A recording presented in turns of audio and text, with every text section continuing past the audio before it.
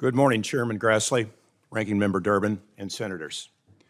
My name is William Enyart. I'm a retired Major General. The last 5 years of my service, I was the Adjutant General, that's the Commanding General, for the 13,000 soldiers and airmen of the Illinois National Guard. I had guardsmen in combat in Iraq and Afghanistan 24 hours a day, 365 days a year. We had the largest combat deployment since World War II. I served nearly 36 years in the military. I come from a proud family of veterans. My father, brother, and I served a total of nearly 64 years. We each served as enlisted members. I was commissioned an officer in 1982. After military retirement, I was elected to Congress, where I served on the House Armed Services Committee. I recite these facts so that you understand that I have experience at the enlisted, officer, general officer, and policymaker level. This experience forms the basis of what I will tell you today. I'm here to talk with you about appropriate uses of the National Guard. The National Guard has a proud history of service to our nation, from pre-Revolutionary War days to the World Wars to today's conflicts. The National Guard is the best trained military reserve force in the world. There were times during the Iraq War that the Army National Guard provided more than half of our combat power in Iraq. We train in military skills, not police skills, to provide part-time soldiers for our nation's defense. Our other equally important role is as a trained and ready force for the governors. In our state role, we deploy to assist in disaster recovery. We deployed to New Orleans for Hurricane Katrina, to Illinois for Mississippi River floods, to St. Louis for tornadoes, the Nevada Air National Guard for forest fires, to name but a few. You've heard what we are. Here's what we're not. We're not trained as police officers. Our soldiers may receive a couple of hours a year in civil disturbance training. We do not receive the months and years of training required to become qualified police officers. We're not trained to perform arrests, to perform traffic stops, to perform investigations, to follow up on crime tips. The calls to mobilize the Guard fail to understand this, nor do they understand the costs to mobilize the Guard.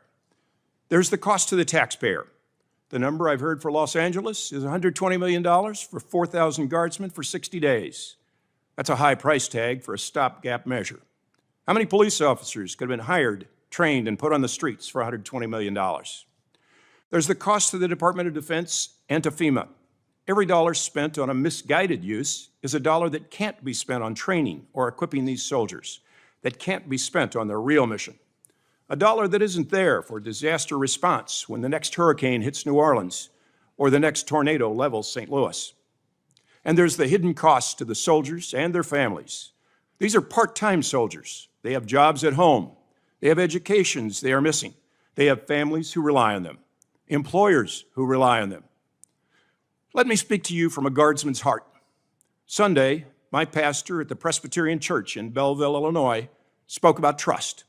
He was speaking to the trust between God and man. Let me speak to you of a soldier's trust. A soldier trusts fellow soldiers. They trust their leadership. They trust the political leadership of this country to send them on missions, whether wartime or peacetime, that make sense. Missions that don't waste their time or lives, that don't waste their sacrifices. A soldier's family trusts that their sacrifices, their loss of that soldier for a day, a week, a month, maybe forever, isn't a waste. Employers trust that Guardsmen's mission is necessary, that it's important, that it protects our nation. Communities trust that our soldiers serve our nation, defend justice and democracy. Trust that a soldier's mission is to protect them, not police them. To misuse our troops, whether guard or active duty, is to breach those bonds of trust. When these soldiers are doing what they signed up for, defending our great nation, or helping their neighbors recover from a natural disaster, they don't mind sacrificing wages, missing a child's birthday, losing months away from school. But when they're bagging trash in Washington, D.C., they lose trust. Worse, their employers and families lose trust. It took a generation for the Guard to recover from the stain of Guardsmen shooting and killing college students at Kent State. We're one trigger pull away from another such tragedy. Don't let it happen.